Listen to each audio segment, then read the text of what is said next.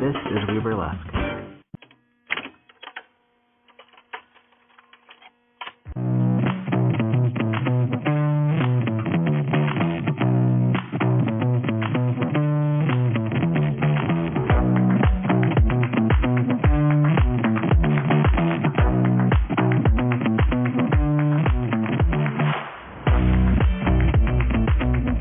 As someone who does gender performance as well, is there things that Matador gets to do that non-Matador doesn't quite? Do you have swag? That's a good question. I think that the answer to that has maybe changed over time. When, Matador is about 12 years old now. Don't say it like that. Don't say it like that. I have terms and conditions. So yeah, Matador was burst into into fully formed like a little Greek god. There you go. Out of Zeus's 12 head. years ago. That's right. And I think that in retrospect, we can always kind of go back and revise the meaning that we attach to things that we've done. But I think at the time, when Matt was formed, or when I made Matt, I was living in, I had spent my whole life living in rural Iowa, surrounded by very conservative politics. I had just gotten to college where I was exposed to new ideas and new people. And for a long time, my world and my worldview of what was even possible in life was very narrow. And I hadn't really thought that my life could be very different. And I think that's, when I talked about that one drag king just blowing my absolute mind by existing and performing, it really was that impactful, because for the first time I saw oh no, people can live differently, and they can, if I want to perform masculinity, I can. And all of a sudden, all these different possibilities for my life and for my identity even were on the menu as options. And it was so incredibly freeing. And I think Matador was sort of this vessel to safely explore all those different options. Early Matt was a little, skewing towards the misogyny that I had talked about. It's very hard for me to imagine masculinity without misogyny at the time. I realized that didn't feel good at all, so very quickly dropped it. And now Matt is this soft, beautiful man who I feel performs very sensually. Or at least I hope that's what people are getting. I subscribe. So I think that in a lot of ways, Matt is kind of just the freest part of me. And he is the vehicle that it's been easier to express those things. But lately, as I've gotten older and I've learned a lot more about myself, and who I am and what I want, I have been kind of wondering, do I still need Matt to do all these things? I have been kind of wondering, what if I didn't perform as my masculine persona? What if I performed in, with a persona that's more aligned with how I am in my day-to-day? Haven't really done it a whole lot, but it's something I've been thinking about for about a year or two now. I've been wondering about that. Have you ever done, for lack of a better expression, feminine drag? A little bit here and there. I have a snake act where I just didn't feel like it was appropriate for the character to have a mustache. So in that act, I'm kind of like an EDM snake. It would make sense if you saw it. I'm getting it. I'm getting it.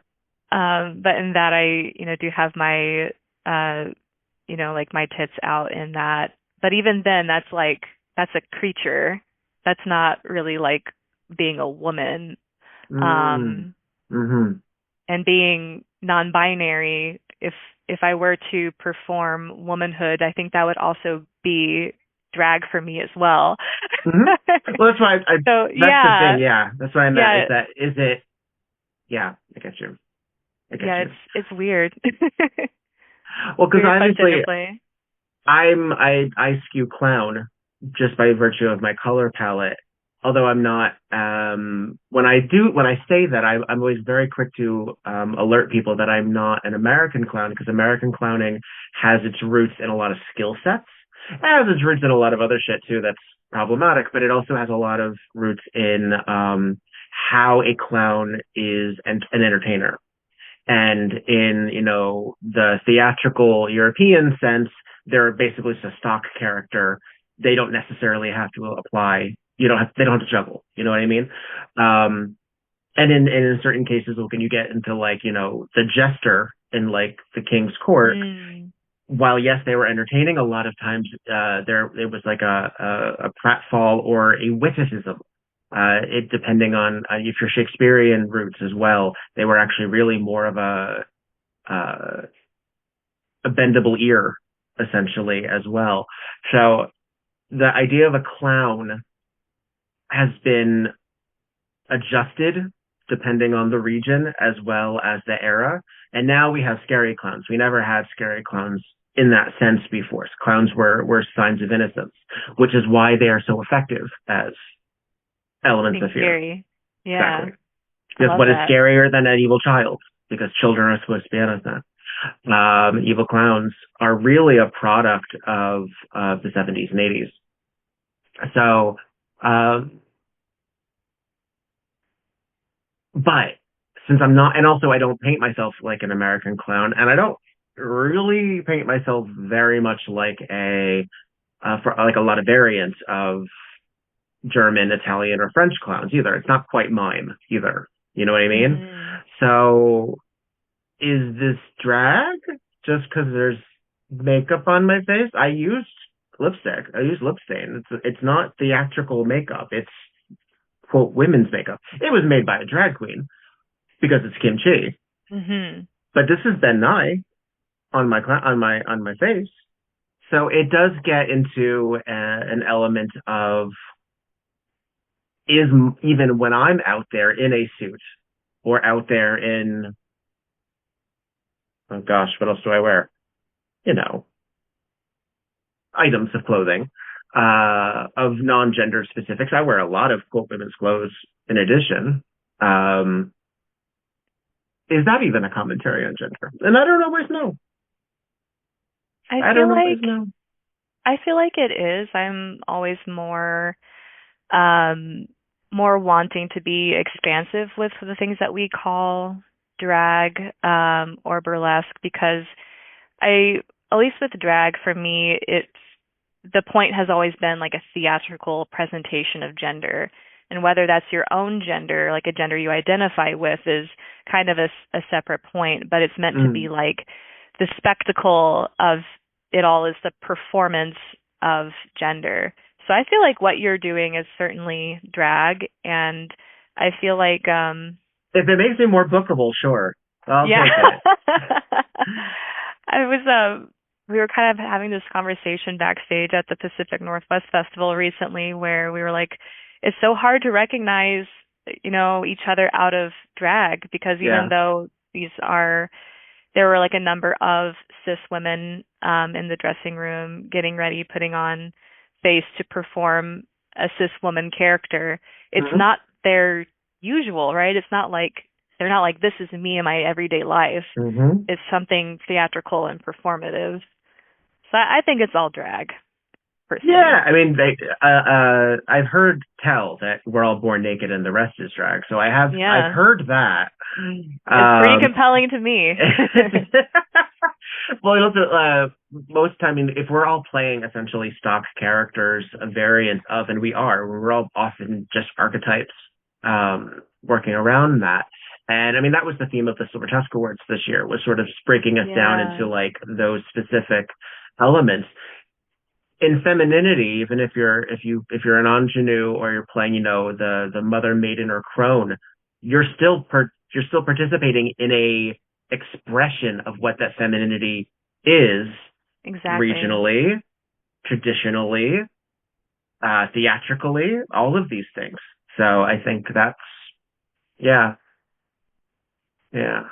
Yeah, we only have a few minutes on stage to convey the character that we're conveying, so it makes a lot of sense to draw on these very recognizable signifiers of whatever gender Mm-hmm. expression we're going for. Like, Spank Knightley, who has such gorgeous, like, phenomenal performer, such a gorgeous, like, ways of doing their makeup where they are clearly the cartoon villain. Oh, it's so not good. not a form of masculinity that really exists in the wild, but they perform it so good, you Yeah, know? yeah, yeah. I love theater. Let's move on. I don't know the song either. Tell me about it. All right. So this song is Red Hot Pants by WIIGZ. And I picked this song because I could only pick one song to talk about my partnership with Caddy Wampus, who has, I mean, Caddy is also one of those people that have just completely changed my life for the better. I love For working good. with her. Yes, for good. I love her brain. I feel like I don't know if I've really been I don't know if I've ever really met someone who's like as dedicated to burlesque and the art form as Caddy. Like I just really feel like the spirit of burlesque moved through her in such a beautiful way. So this song became a duet that we traveled a lot with together, and I believe it was her idea, it was her song pick, and she wanted to be two two gay people in the club who see each other wearing the same outfit and are really into it. That's the premise of the act, but it became a really fun partner acro act. So it had we have since done three duets grand total together, and they all involve some like form of Caddy throwing me around like a rag doll because she's buff as fuck. Yeah, I love Caddy. She's amazing. Nice. Yes, she's scheduled to do this show at some point again too. She's supposed to do the music episodes, so we'll see what her selections are. And if you infiltrate too, she's got a good representation. Yeah, we shall see. This is the first lady voice that we've heard on your list. I don't know if you've realized that. I did might not. be the only one. I think you're right. I don't know Cashmere Cat and I don't know Lo Fang. Spoiler alert. I don't know them. So no, are those mask voices those are too? all masks. Yeah, this is the only is lady voice. Well, there you go. Interesting. I don't know what it means, but it means something. This is WIIGZ. That's WIIGZ with Red Hot Pants. Is it Red Hot Pants or Red Hot Pants? I think it's Red Hot Pants. Red Hot Pants. Sexy. I like that. I want to check them out. I don't know WIIGZ. Is that relatively indicative of their sound? Have you checked them out since Caddy recommended?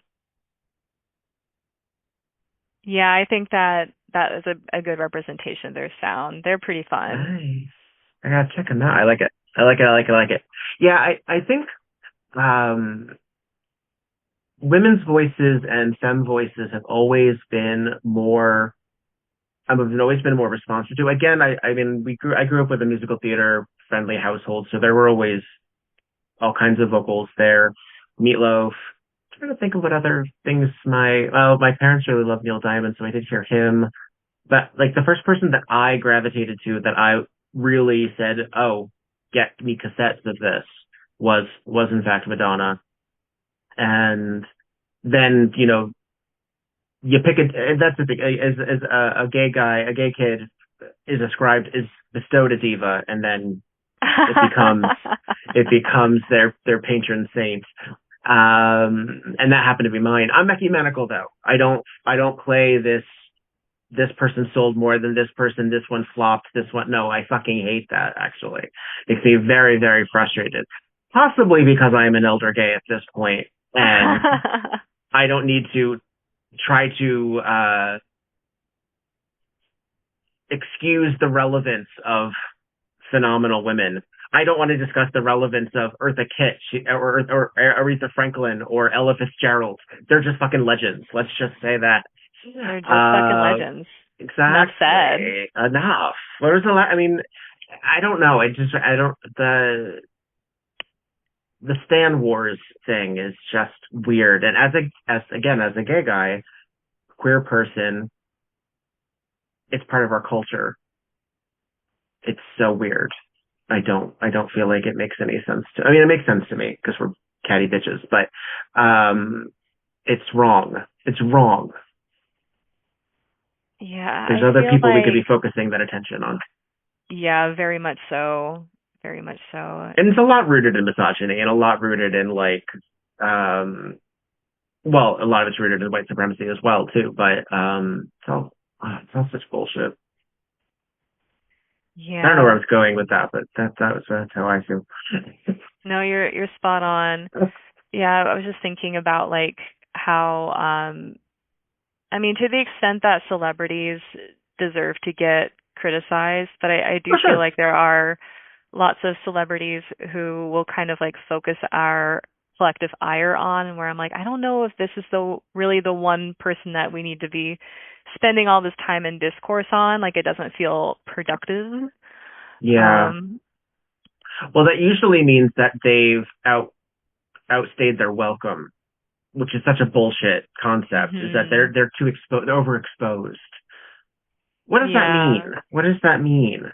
So they were too successful. I know they were making the rounds too much at these award shows because they had a hit. Like, it's like, I don't know. It makes me so cranky. And I also believe that there are parallels and there are what's the word? When you, I guess comparison, that's probably a good enough word. Like an unwarranted comparison. I don't believe that you're automatically a hypocrite for liking this person and not this person. I don't think those have to be the same thing, personally. But to that end, it sometimes confuses me why you don't like this person if you do like this person, and that person is kind of doing the same thing. Like, I just sort of feels like, why is that one a little bit better just because they're also, mainstream or also sexy or didn't die, all these things. Do you have or a woman person. Or a woman, right? Do you have an example? Well, I mean, if I was going to go the Madonna route, of Michael Jackson, Prince, David Bowie, Freddie Mercury, these queer icons, she's still alive. And that has often been, makes people cranky. If someone is very, Gaga's complicated too for a lot of reasons, but she's very, I don't think she's full of shit, but I believe that she thinks very highly of what she does and sometimes ascribes it being more cerebral than it really is, or than it really needs to be. And if you're going to complain about that, cool. But then if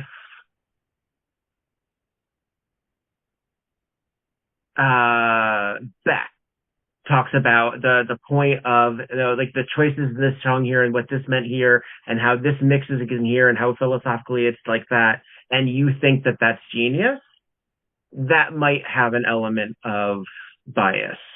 Yeah, I don't know why I chose Beck per se, but or Beyonce, because also she's doing a lot of stuff and she credits a lot of sampling artists and people have feelings about that. But a lot of mainstream, a lot of rock stuff also has that as well. Yeah, definitely. So, yeah. So no, I probably don't have a great example for you at the moment, but I'll get back to you.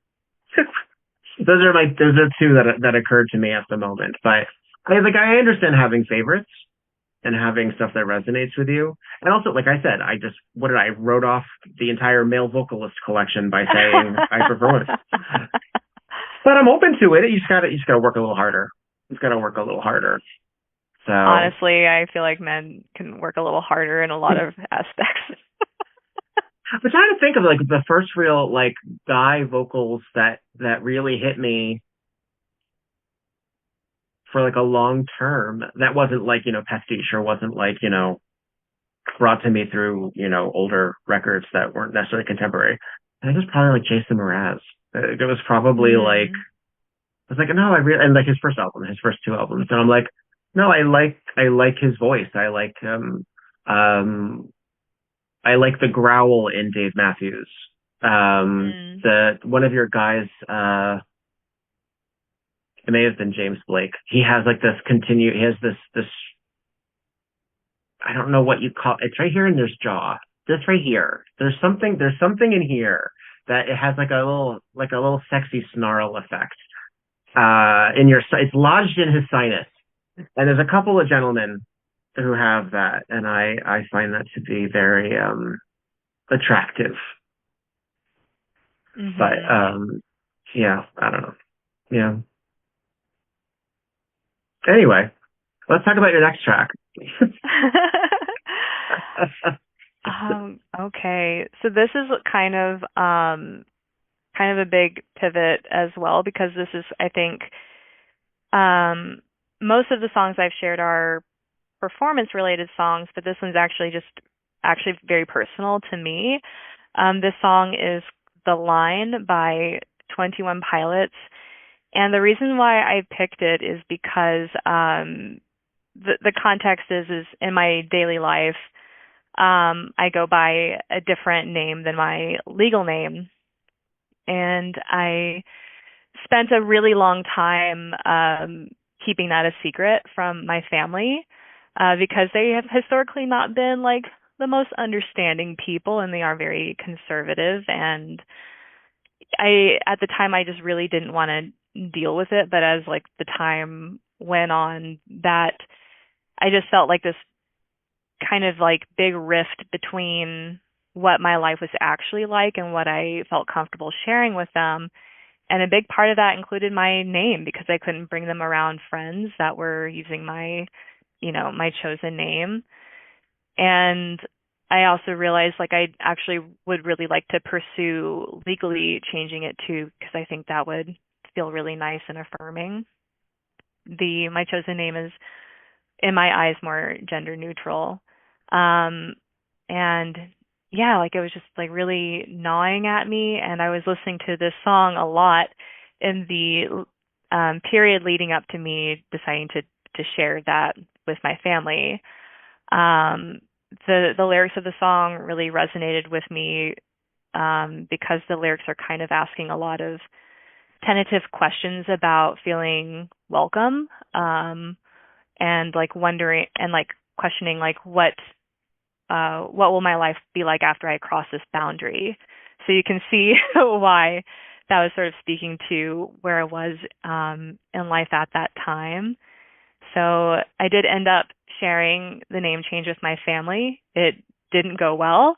For a long time, I ended up losing some relationships with my family over it. But I did have this song as like a source of comfort in the lead up to that. And I think that's just a very queer experience to, ascribe queer meanings to things that aren't originally made for us.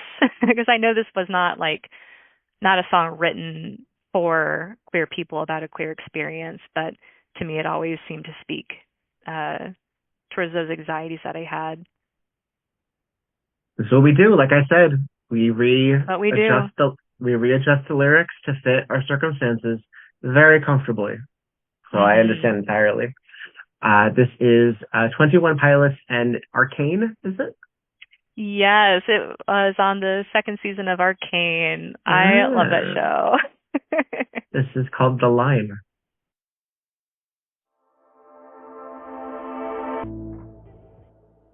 Lovely.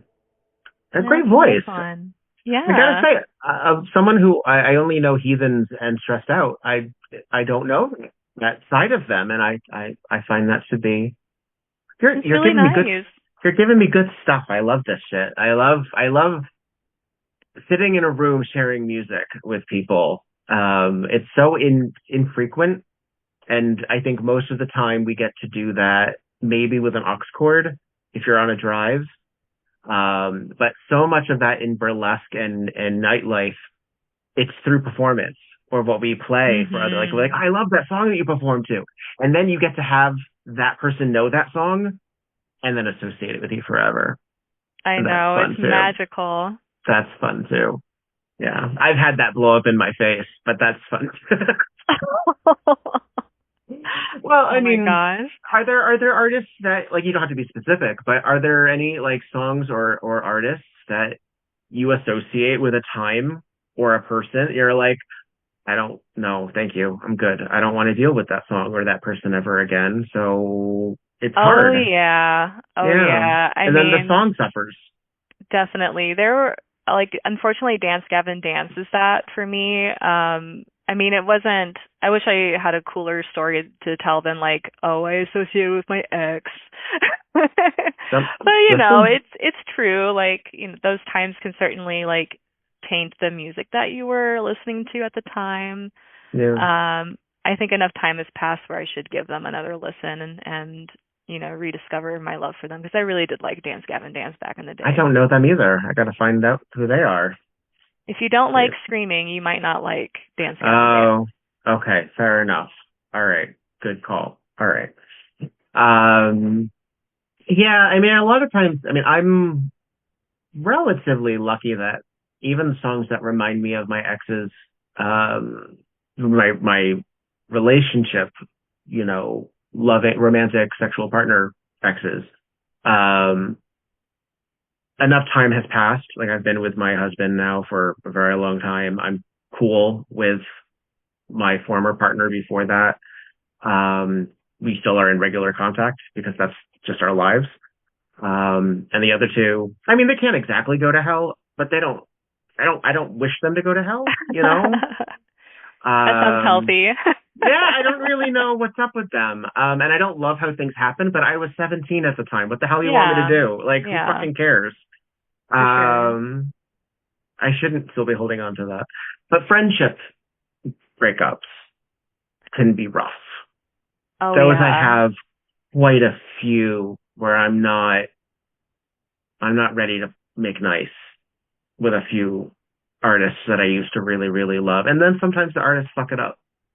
If I listen to you and the only thing I can think about is the Vulture article, sorry, I'm not listening to the Dozen Dolls right now. I don't know what else to do. Like, it's just it sort of killed the No, fun for me. I feel the same, especially with the Dresden Dolls in particular. Like it's hard to They were so important. yeah, They it's were just hard to so important. engage when with an artist the same way when you feel the betrayal of like the secondhand betrayal of like knowing how Yeah. they acted and how they treated other people. Yeah, it completely takes the fun out. And admittedly, mine is fairly privileged in that regard because uh there are other people who had problems with Amanda before for Mhm. viable, important reasons that are important that I just didn't concern myself with. So my limit isn't necessarily everybody else's limit. I like problematic artists.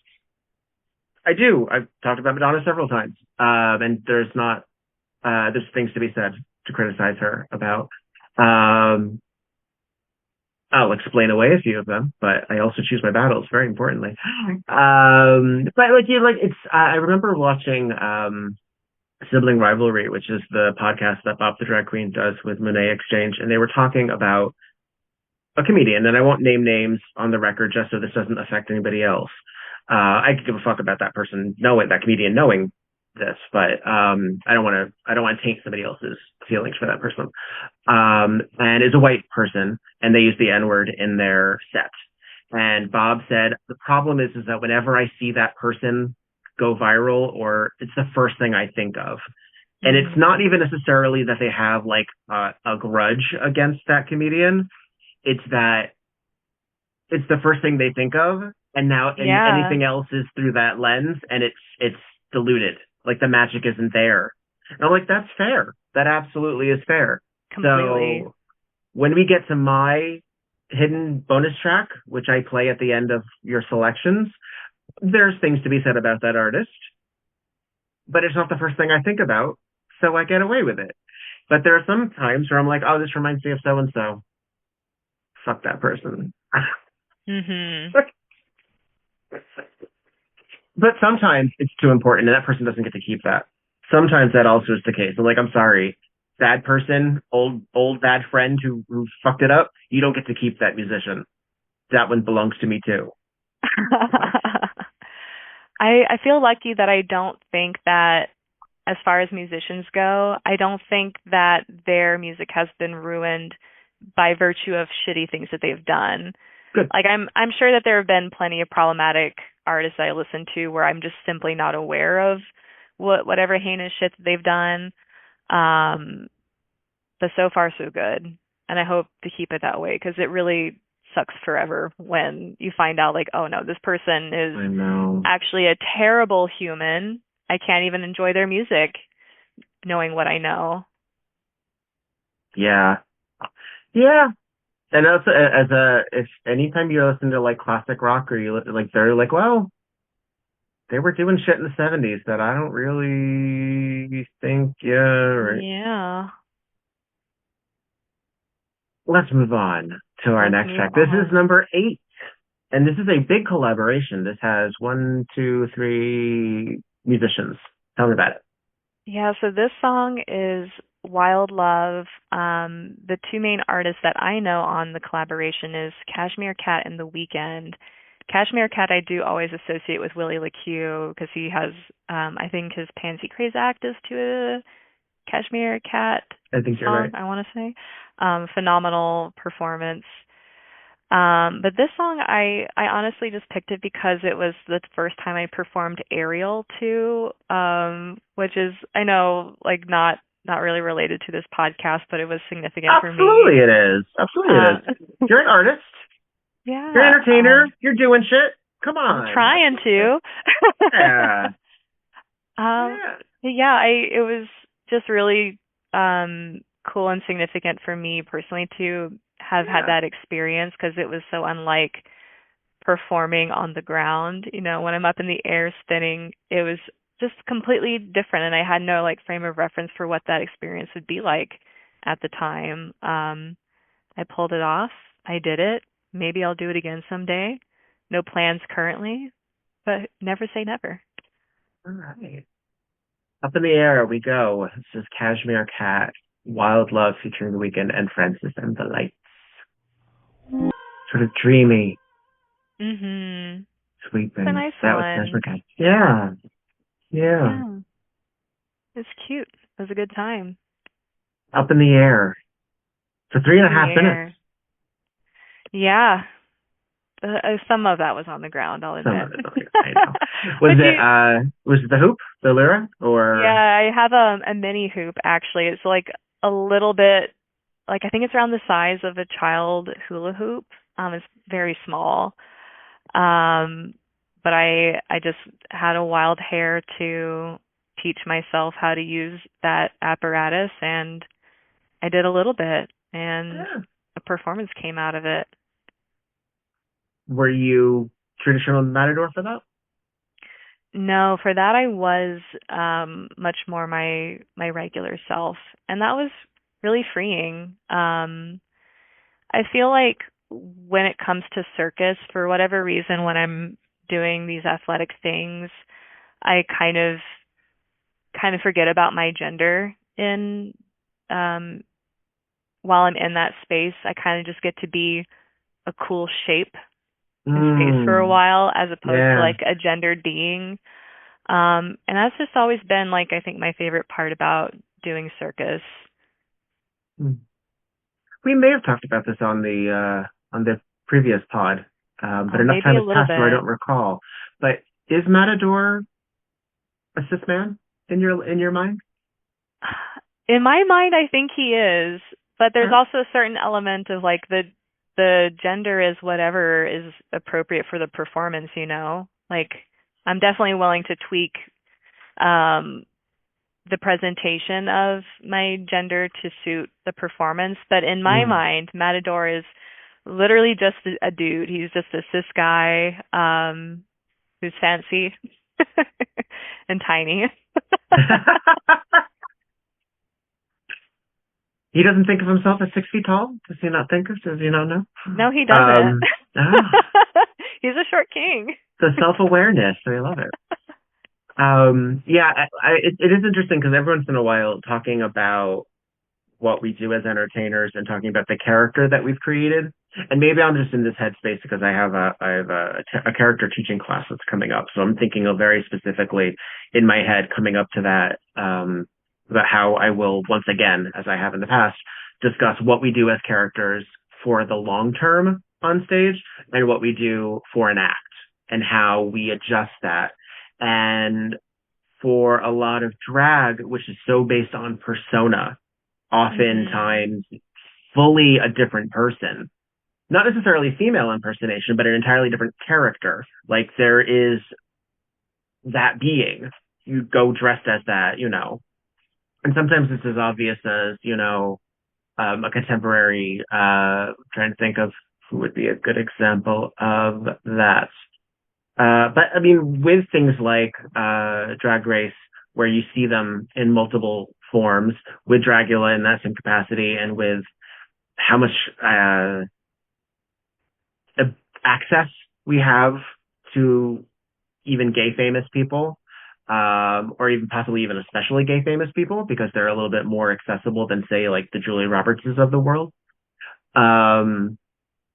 is we expect authenticity. So we don't want necessarily fake person on stage. We don't necessarily want, I don't know. I think it gets complicated, and that's why certain people, although there's other causes too, where when they are a heightened version, they're viewed as fake, or we're not seeing the real you, or this. I'm like, okay, but part of drag is putting on a character, is being somebody else. And that's supposed to be enough because that's what you're giving. This isn't necessarily meant to be a peek behind the curtain, although this podcast is. I think it kind of misunderstands the purpose of performance, because it's also very valid to have like a heightened sense of reality on stage. And I would kind of argue that for a lot of drag performers, that is the point. Like, I don't think the typical drag queen is trying to look like a cis woman. They're trying to be kind of a caricature. I don't like the word caricature, but I think it gets the point across, like, of the exaggerated facial features, the curves, and all of that, because it's theatrical. It's the theatrical and not everyone gender. And not everyone does. Not everyone does pad in that way. Not everyone. No. Some people are cartoons, and some people are. I mean, I think sometimes you learn about this because if you find someone like Jinx Monsoon, who found her gender journey through drag, and is a trans woman, trans non-binary woman, but I believe trans woman. If my information on that is not up to date, forgive me. Who also is doing interviews as herself, and not just, you know, what she does at Carnegie Hall. Well, then there is a level of blurring those lines, because that drag character still informed the type of woman she realizes she is. Yeah. I think we learn a lot about ourselves. But I mean, how could you not, when you get on stage and you're offering vulnerability to other people? Like, even if you're not doing a vulnerable personal piece, like you can be doing like a hype, you know, let everybody party kind of act, but you still have to have enough introspection and awareness of what you're doing and what you want other people to feel in order to do that. So I think it's very valid to come to certain conclusions about yourself while you're performing. I think that's a really natural part of the process. Yeah.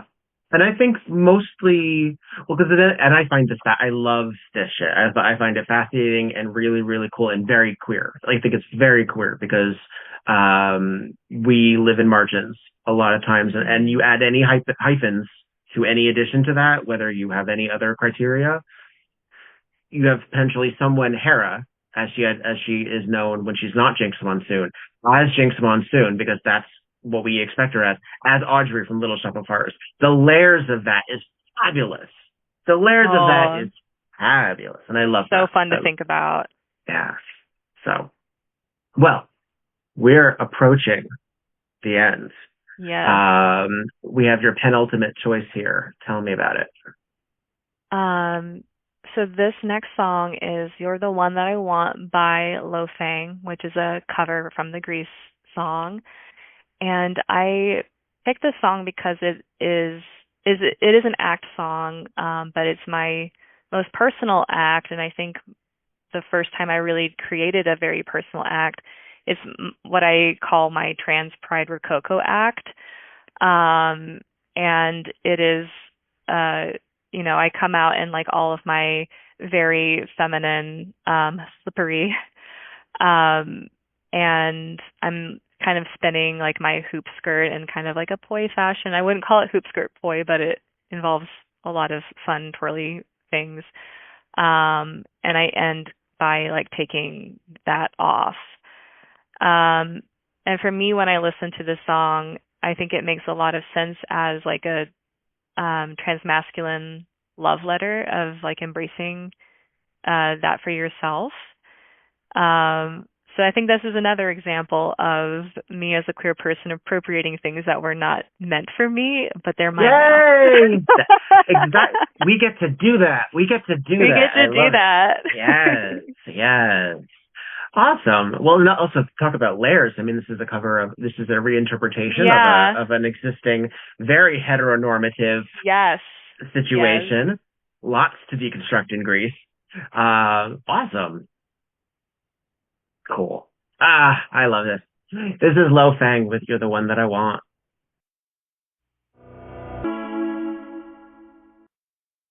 Super hot. Yeah, I remember that song. It was used in a Chanel commercial, and I remember it being really. I love a dark reprise kind of song, like like the epic credits version. Oh yeah, me too. I think that's fun. Yeah, I like that. I like that a lot.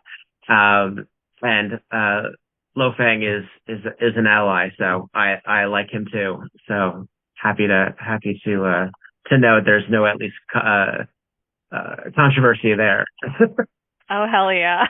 I'm glad I don't really know his other stuff, so I'm glad to hear that he's an ally. But yeah, I love that song, and for me, it always kind of spoke to like the gender stuff. I was initially kind of worried. I'm like, are people gonna like connect the dots in the same way that I'm connecting the dots if I perform it in this way? I think they do. No one's told me otherwise. But I love it. I mean, as actors, we hope so. As our own directors, it's kind of out of our hands. Mm-hmm. And as our writers, it's completely out of our hands. Things can get taken so in a different way, and it really, the best we can do, is commit. Yeah, I feel that way. I feel that way a lot, and I talk about that a lot actually when I'm talking about developing character. Is that like intention is great and very important. However, impact is always going to be more important. Mm-hmm. Because think about any art that you receive. It's neat sometimes. It's neat a lot of times, actually, to knowing what's the story behind it. But that's the basics. That's beyond that. That's beyond there. Mm-hmm. Like you however you took it in, and then whatever shape the rest of the stuff gave it. But yeah, I think at least a minimum, people would be aware of like, oh, there's something emotional happening. Ooh, catharsis. Ooh. Oh, I'm feeling things. Well, with this particular act, it is broken up into two parts. There is a tonal shift, like we were talking about earlier. The first half is a selection of masculine women masculine women and feminine men. A By No super homophobic song, queerphobic song from the 1920s that really feels like it was made today as a joke, and I think it was meant as a joke back then too. It's No Coward. No Coward is one of the gayest men who ever lived. So yeah. Oh, thank God, because I mean, it may not have otherwise been appreciated by the right people, but no, I think it's meant to be. I think it's He's one of us. He's good. Yeah, go ahead. Okay. Phew. I feel better. I mean, that's also part of the drag too, is subverting all the time what they are intended as well. So go ahead. Sorry. I thought at least at a minimum, like, I can make an old, dead homophobe roll around in his grave, but I hear he's one of us now. So yeah, no. At the very least, No Coward is on board for what you got going on. I have a feeling. Fuck yeah. Yeah, but man, I love that song. And when I was making the act, I did have like some anxieties of not, being like trans enough to perform an act about like my masculine side. But I kind of ultimately came to the conclusion of like, I don't think that this is something that's healthy or productive for anyone to gatekeep. And at the very minimum, the truth of my life is I have been, engaging in like gender transgression very publicly for over a decade, and then privately for much longer than that. So I hope that for folks who have seen the act, I hope that they like it, and I hope it resonates with, all my trans sibs out there. Yeah. Yeah. So I do want to make a correction. So I thought that it was written by No Coward. It is in fact not written by No Coward. The version that I know was done by No Coward. I don't know the storyline between Edgar Leslie and James Monaco, who wrote the song. So maybe their intention is in fact a little bit more nefarious, but at the very least it was subverted early on. Good and the gays took it. The gays took it. Good. So as is our right. Exactly. Now, I have to say, Monaco, I'm glancing at the Wikipedia. He's reading pretty gay. But who knows? Also, things are complicated in the past. We think things are complicated now, but people were married. People had double lives. The blind items, things weren't recorded. Who knows? So everybody says, like, what happens if you say you're this, but when the archaeologists dig up your bones in 100 years? First of all, 100 years is not that long. Why are they digging up my bones after 100 years? And two, I'm dead. Who fucking cares? And three, you think we have any idea? We still call them roommates. We still think that they were very good friends and they were buried together in a tomb. Yeah, I mean, it's not like our bones have the rainbow flag printed on them. I mean, I'll know. I can tell. I hope that someone looking at my bones will be like, that. Those are some very gay bones. Gay bones. No doubt about it. Gay bones, them gay bones. We are at our final track, which is a good time to remind the audience at home that if you're listening to this as the audio version, guess what? You're not hearing the songs. You're probably saying to yourself, what the hell? And that's because I'm too popular, and now Spotify is mad at me. You can get the full-length words and music edition of the music that made We. All of the 78, 79 of these that I've done.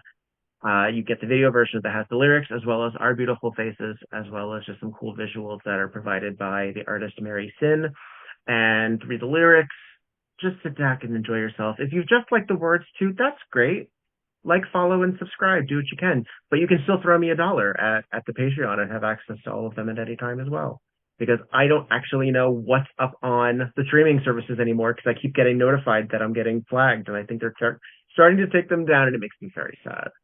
But we still have this.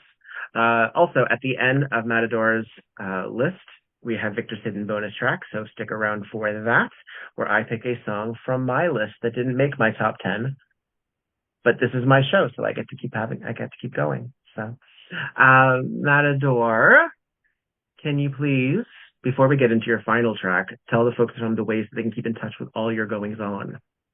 Yes, the best place to follow me would probably be on my Instagram, which is your.mat.adore. My account is private, but if you generally follow a lot of burlesque people and you don't look fake or creepy, I'll probably let you follow me.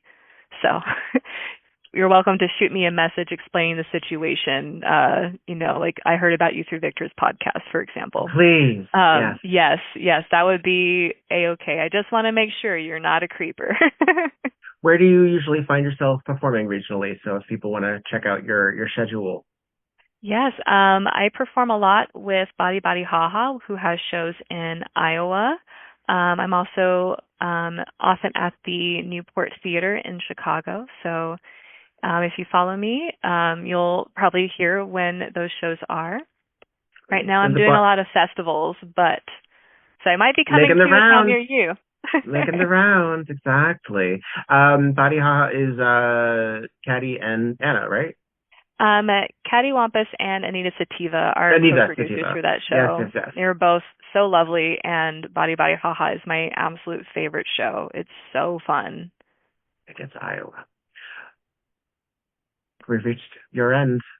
The end. And you've chosen an epic.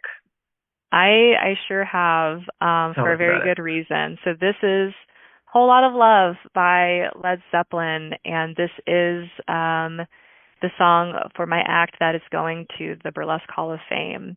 So of course it had to be on this list.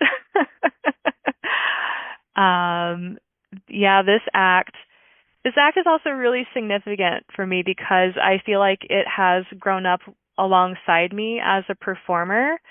I performed it, the October after we were allowed to meet again in person after the pandemic. So I want to say it was 21 probably. Yeah, somewhere along those lines. And I made it for a family-friendly Pride festival, and now the act is definitely not family-friendly. So it's had a few transformations here and there, and I'm very proud of the act that it has become. And I feel a lot of gratitude looking back at those older versions of it, and I'm like, oh man, if only baby Matt knew what it was going to become. Nice. He's so thrilled. This is going to be a duet, right? Oh no, this is a solo actually. It's a solo. Fabulous. What night are you? I'm in the Thursday Movers and Shakers showcase. Yeah. Fabulous. Well, I get to see you in person. Yeah. That's depending on when this airs. I don't have my schedule in front of me, but I'm excited to get to see you again. And as I mentioned, I think off the record, I don't think I was recording yet. Please remind me if I don't immediately recognize your face without your mustache. Will do. I mean, I know we have this moment here. We have this moment here, but it just doesn't live in my head. And also, I'll be wearing depending on what time of day, I'll be wearing a variant of this. But in the evening, it's all this. I was just thinking, I'm not sure if I've actually seen you without your clown white on, so I'm not sure if I've seen your bare face ever. Oh, it's not that exciting. I would have said maybe when we recorded the first interview that I probably wasn't wearing makeup for that one. Because I don't, audience at home, sorry, I don't wear makeup for the interview series. Sorry. That's the audio only interview series. I don't think I did. But it might have been the one time, but I always imagine you as this, right? It's what you should, yeah. I'm trying to see if I have any. I don't even think I have any pictures. I'm in my phone, but yeah. Well, soon enough. I'll be at the hospitality table, so come say hi. Me and Senorita are holding court there. So, all right. Well then, let's knock it out with Whole Lotta Love from Zeppelin. Do you have to chop that down to 4 minutes when you do it in Vegas? I do. So I was lucky that there was a radio edit that's kind of right at 4 minutes. And that's the one I'll be performing at Beehoff due to their time restriction. But I actually have two other longer versions of this act. My favorite one is just to perform to the full song as it originally is, including Robert Plant's ambient wailing right in the middle of the song. It's just really cool with it. That one's my favorite. Are you familiar with the Tina Turner version? I have heard the Tina Turner version. She crushed that. It's so good. So good. So fucking good. Audience at home, check out Acid Queen. It's a great album in general, but it's the one of the last. I think it's the last one that Ike Turner was partially involved in. He sucks, but she's fantastic, utterly fantastic. Well, pumpkins, it's that time where it's Victor's hidden bonus track. So I've chosen this song, inspired by the fact that we were talking about theatrical rock songs. I mentioned that I didn't grow up with a lot of masculine voices, but I've chosen a Meatloaf song. He's not been represented yet, actually, on my hidden bonus tracks. As I said, I've done about 78 of these or so, and some of these songs are as important as my 10. If you're curious about my 10, I'm episode 2 of the Music That Made We. Check it out. I was interviewed by DJ Stormageddon, who is a dear friend of mine.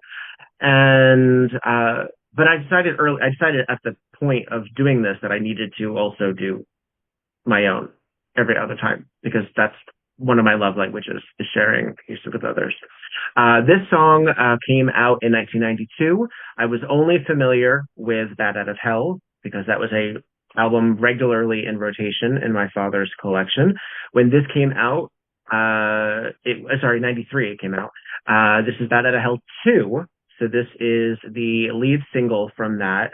The thing about Meatloaf is that all of his best songs were written by Jim Steinman, who is a very theatrical, kind of up his own ass, kind of theatrical, like amazing, like gravitas, operatic insanity sort of theatricality. And then Meatloaf does like the rock thing on top of it. And it's really fulfilling if that vibes with you, if you enjoy theatrical rock.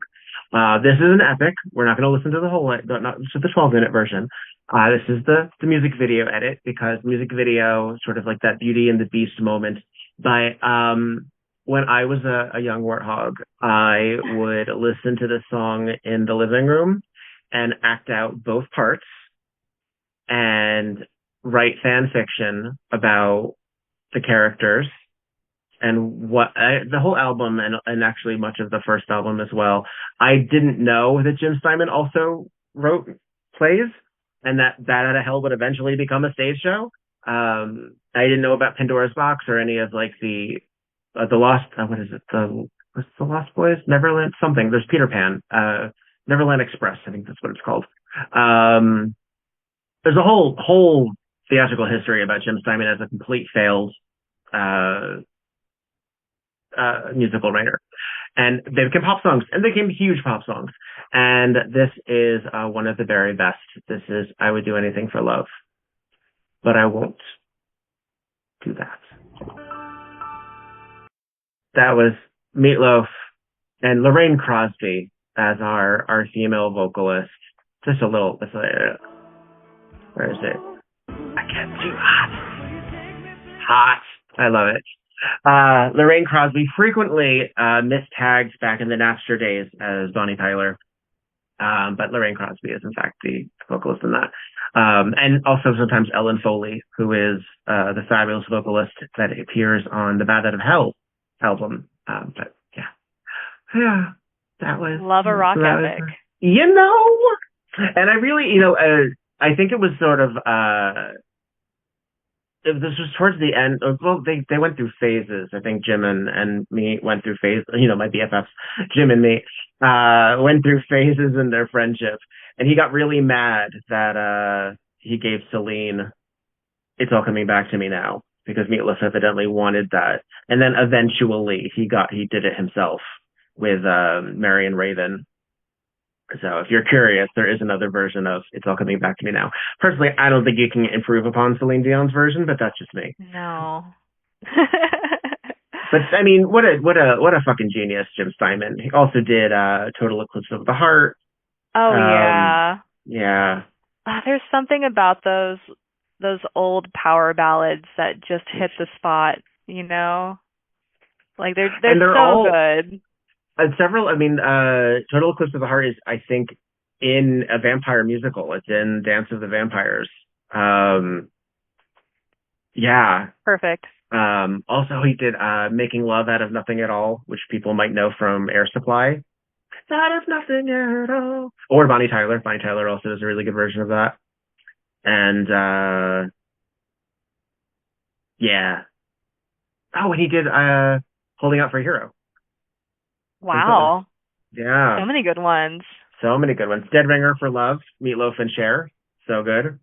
Now Meatloaf ended up being a Republican and a terrible person, and an anti-vaxxer and a lot of other things.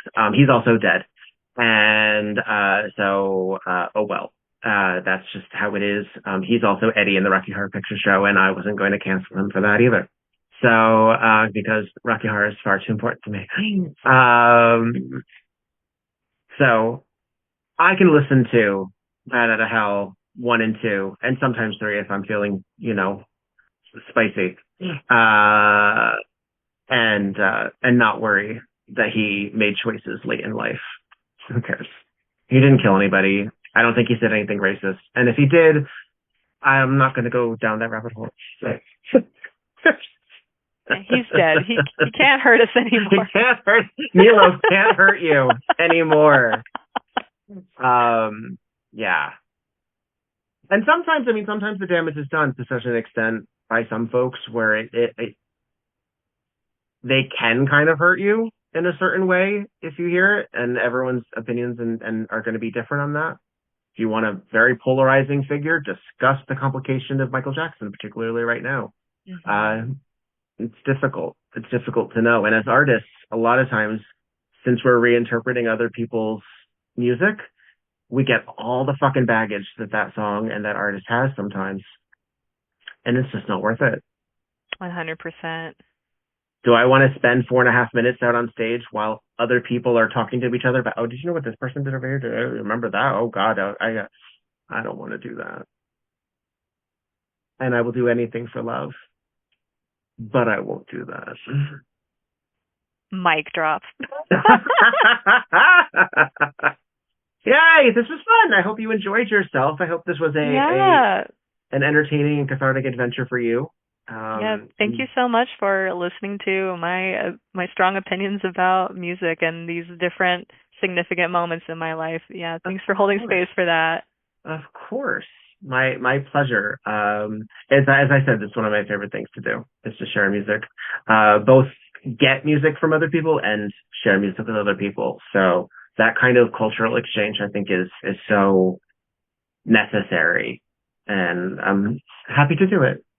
So thank you for spending time on the pod with me. I get to see you in a week and a half. Jeez, soon. Yeah, very soon. 2 weeks, I think, maybe. I go to Boise and then I go to Vegas right after. So, yeah, I'm trying not to bring the laptop. I'm trying to get all my shit done before then. We'll see how that goes.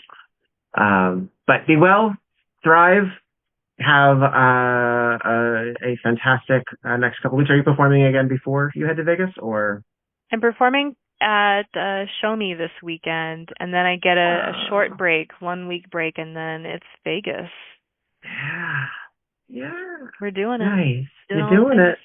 You're doing it. Excellent. Well, be well, be great, and I will talk to you soon. Thanks, Victor. Have a good one. Thanks for having me. My pleasure. Bye, everyone. Bye. The music that made We is produced by Victor Devon. We Burlesque Podcast Network is the creation of me, Victor Devon. Podcast artwork is by Logan Lefebvre. We Burlesque and podcast cover art photography is by Atticus Stevenson. The theme song, On a 45, is by This Way to the Egress and is used with permission. Incidental music is via Pixabay under the Fair Use Doctrine. Visit WeBurlesquePodcast.com for notes on this and every episode. You can follow We Burlesque and Victor Devon on just about every platform. Spell out @ symbol before it and remove all the spaces. You can also support the podcast via patreon.com/WeBurlesque or via Venmo by searching VIKTORBEVONNE. Don't got the cash? Who does? Please follow, subscribe, and get 5 stars on every platform you can get your hands on. It really does help. All original material is owned by Viktor Devon and by Elephant Burlesque Corporation. All of the materials are property of their respective copyright. No infringement, while likely, is intended. Copyright disclaimer under Section 107 of the Copyright Act of 1976. Allowance is made for fair use for purposes such as criticism, comment, news reporting, teaching, scholarship, and research. Fair uses are used permitted by copyright statute that might otherwise be infringing. Non-profit, educational, or personal use tips the balance in favor of fair use. All rights and credit go directly to the rightful owners. No copyright is infringement intended. Please don't sue me.